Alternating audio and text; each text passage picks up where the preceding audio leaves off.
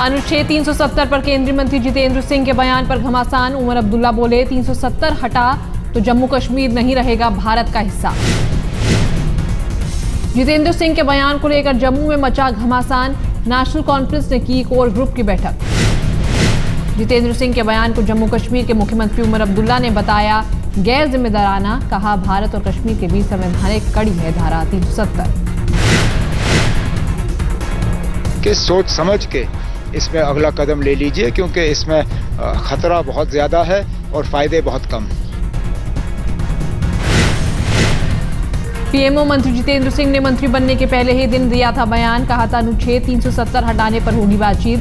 बाद में बयान से पलटे जितेंद्र। मैंने कहा कि वो जिस परिप्रेक्ष्य में जो बात हुई है वो उसी परिप्रेक्ष्य में वहां होगी। यहाँ हम केवल साइंस और टेक्नोलॉजी की बात करने बैठे हैं। And I think let's confine ourselves to the subject. PDP नेता महबूबा मुफ्ती ने जितेंद्र सिंह के बयान पर जताई नाराजगी। कहा मोदी लगाए ऐसी बातों पर लगाम। तो मैं उम्मीद करती हूं कि प्रधानमंत्री जी इसको इंटरवीन करेंगे और अपने मिनिस्टर्स को डिसिप्लिन करेंगे कि वो इस तरह के फजूल के स्टेटमेंट्स ना दें जिससे जम्मू कश्मीर के हालात में बुरा असर पड़ सके। उमर के बयान पर भड़के संघ नेता राम माधव। कहा उमर की बपौती नहीं है जम्मू कश्मीर।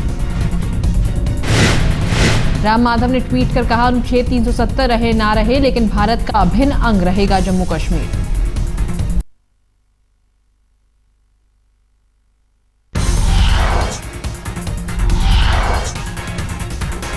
स्मृति ईरानी की शिक्षा को लेकर हमलावर कांग्रेस पर उमा भारती का पलटवार। कहा सोनिया की डिग्री बताए कांग्रेस।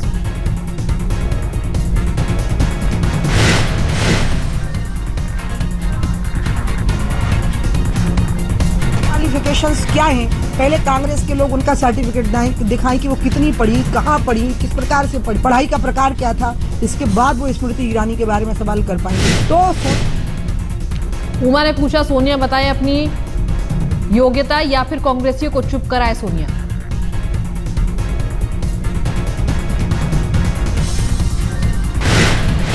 योग्यता इस पर होती है कि आप मंत्रालय को चलाने का तरीका आपका क्या है। ये थोड़ी होता है कि आपके सर्टिफिकेट्स क्या हैं। फिर तो सोनिया गांधी बताएं कि उनके सर्टिफिकेट्स क्या हैं, और नहीं तो सोनिया गांधी कांग्रेस के लोगों को चुप कराएं।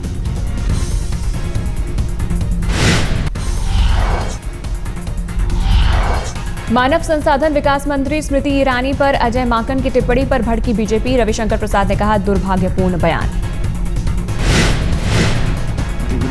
सारे मंत्रियों की क्षमताओं का ध्यान रख करके उनको उत्तरदायित्व दिया है।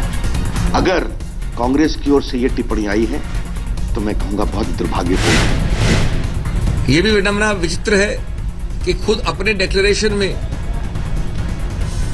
ह्यूमन रिसोर्सेज डेवलपमेंट मिनिस्टर ने कहा है कि वो ग्रेजुएट भी नहीं है।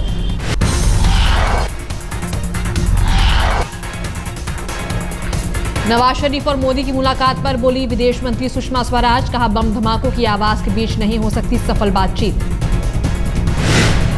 पहले आतंक बंद, जिसको प्रधानमंत्री कहते हैं कि बम धमाके की आवाज में बात की आवाज रुक जाती है, सुनाई नहीं पड़ती। इन्हीं शब्दों में उन्होंने उनसे कहा, इसलिए बम धमाके बंद हो और हम बात करें तो आवाज दोनों को सुनाई देगी। दोनों प्रधानमंत्रियों की मुलाकात को सुषमा ने बताया सफल। कहा लीक से हटकर पीएम ने की बात।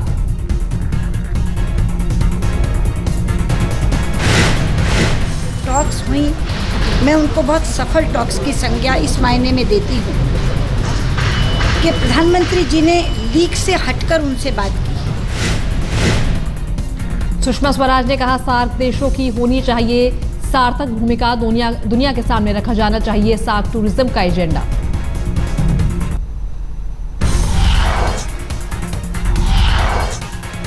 मंत्री पद को लेकर मान गई है नाराज शिवसेना। अनंत गीते ने आज संभाला भारी उद्योग मंत्रालय का कामकाज।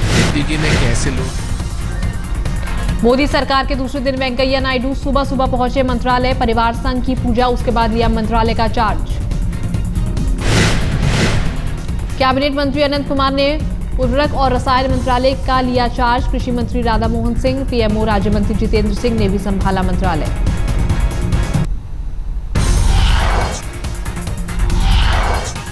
दिल्ली के संघ मुख्यालय में आरएसएस प्रमुख मोहन भागवत से गृह मंत्री राजनाथ सिंह ने की मुलाकात। बैठक में संघ के नेता रामलाल और सुरेश सोनी भी थे मौजूद। मोहन भागवत और राजनाथ सिंह की बैठक में कई मुद्दों पर हुई बात। बीजेपी के नए अध्यक्ष को लेकर भी बातचीत की अटकलें। वीर सावरकर को श्रद्धांजलि देने पहुंचे प्रधानमंत्री मोदी। संसद में उनकी फोटो पर फूल चढ़ाकर किया याद। सावरकर की 131 जयंती पर मोदी ने किया ट्वीट। देश के उत्थान के लिए सावरकर के प्रयासों को करता हूं नमन। मोदी के बाद लालकृष्ण आडवाणी, सुषमा स्वराज और अरुण जेटली ने भी दी सावरकर को श्रद्धांजलि। संसद में उमड़ा मोदी का पूरा मंत्रिमंडल।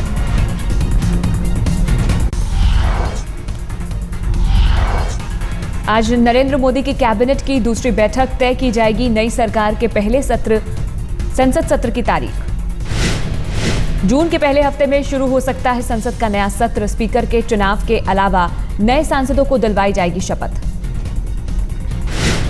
2 चरणों में होगा लोकसभा का सत्र। सांसदों के शपथ ग्रहण के बाद अवकाश। सत्र के दूसरे हिस्से में पेश किया जाएगा रेलवे और आम बजट।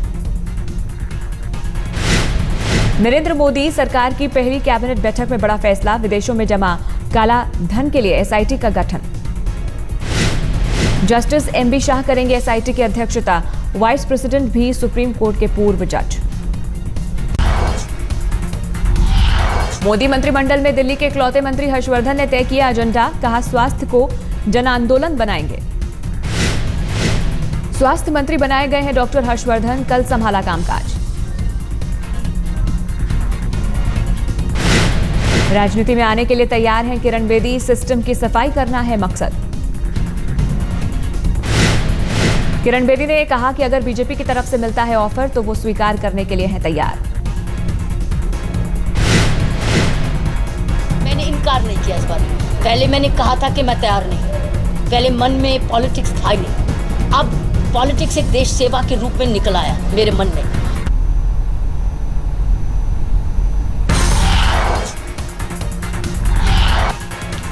दिल्ली में आज जेडीयू पदाधिकारियों की बैठक। लोकसभा चुनाव में करारी हार पर होगा मंथन।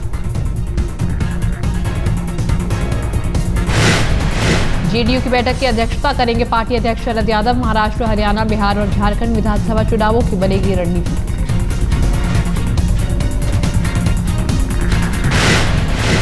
टूजी केस में आज पूर्व टेलीकॉम मंत्री ए राजा और कनिमोई की पेशी। स्पेशल सीबीआई कोर्ट में पेश हुए दोनों।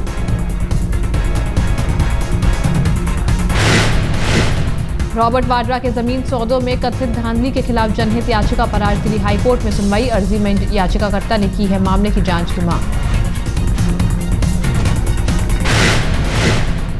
सुप्रीम कोर्ट ने खारिज कर दी थी याचिकाकर्ता की अर्जी। सर्वोच्च अदालत ने हाईकोर्ट जाने का दिया था निर्देश।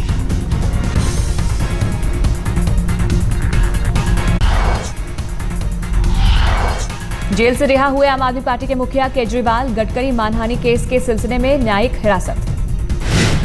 दिल्ली हाईकोर्ट ने सुनाया केजरीवाल की रिहाई का फैसला। पर्सनल बॉन्ड भरने पर हुए राजी। कोर्ट ने कहा केजरीवाल की याचिका पर 31 मई को सुनवाई, लेकिन उससे पहले बॉन्ड भरना जरूरी। कोर्ट ने कहा 31 मई को इस बात पर दिया जाएगा फैसला क्या मानहानि के मामलों में बेल बॉन्ड भरना है जरूरी। आम आदमी पार्टी ने कहा बेल के बदले जेल जाने का था यही मकसद। देश में न्यायिक सुधार की बड़ी जरूरत।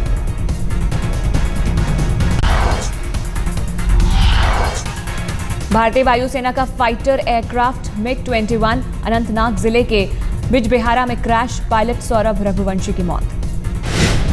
कल सुबह 10:48 पर हुआ हादसा। श्रीनगर रूटीन अभ्यास के लिए उड़ा था पायलट। अवंतीपुरा एयरबेस से करीब 10 किलोमीटर पहले हुआ हादसा। जांच के दिए गए आदेश। अब तक मिग सीरीज के 970 भारतीय वायु सेना में शामिल किए गए हैं विमान। करीब आधे विमान क्रैश, कई पायलट भी मारे गए। कैबिनेट मंत्री कलराज मिश्र और रेल राज्य मंत्री मनोज सिन्हा ने संत कबीर नगर में लिया रेल हादसे के राहत कार्यों का जायजा। पीड़ितों से की मुलाकात। इसके बारे में जांच सुनिश्चित की गई है और भविष्य में ऐसी घटना न घटित होने पाए इसका भी प्रिकॉशन लिया जाएगा और जो भी इसके लिए जिम्मेदार होगा वो उसके खिलाफ सख्त से सख्त कार्रवाई होगी। मंत्रियों के साथ गोरखपुर के बीजेपी सांसद आदित्यनाथ ने भी लिया जायजा, पीड़ितों को दिया हर संभव मदद का भरोसा। रेल हादसे पर रेल मंत्री सदानंद गौड़ा ने दिल्ली में की हाई लेवल मीटिंग, मरने वालों की तादाद 28 पर पहुंची। संत कबीर नगर में सोमवार को हुआ था हादसा, पटरी से उतरकर मालगाड़ी से टकरा गई थी गोरखधाम एक्सप्रेस।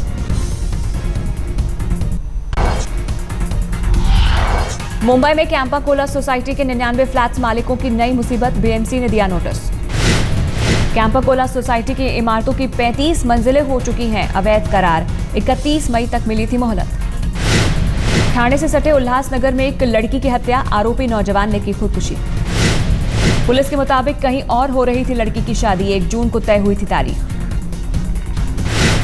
प्रेमी ने लड़की की गला रेतकर की हत्या, अपने पेट में मारा चाकू।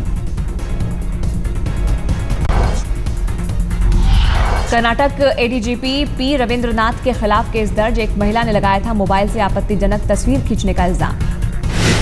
50,000 रुपए लेते रंगे हाथों गिरफ्तार हुए कोटा के एसपी सत्यवीर सिंह, 2 महिला दलाल भी एंटी करप्शन ब्यूरो के शिकंजे में।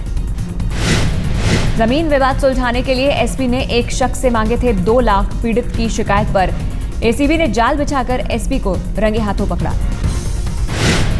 अलीगढ़ में एक तरफा प्यार में लड़के ने लड़की को मारी गोली, फिर खुद को गोली मारकर दी जान।